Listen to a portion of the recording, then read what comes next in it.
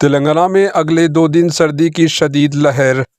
ریاست تلنگانہ میں آئندہ 2 دنوں تک کئی ڈسٹرکٹس میں سرد ہوائیں چلنے کا امکان ہے، جس کی وجہ سے سردی کی شدت برقرار رہے گی۔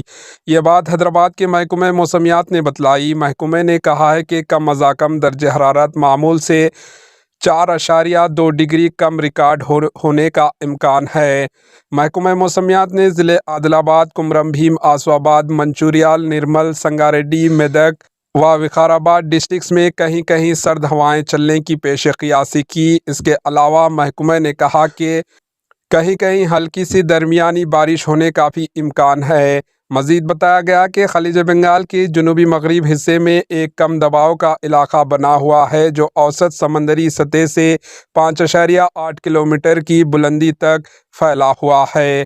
محکمہ موسمیات کے مطابق اس کم دباؤ کے اگلے 2 دنوں میں مزید شدت اختیار کر کے مغربی شمال مغرب کے سمت میں تمل ناڈو کے ساحل کی طرف بڑھنے کا امکان ہے۔ Bureau report, H N news.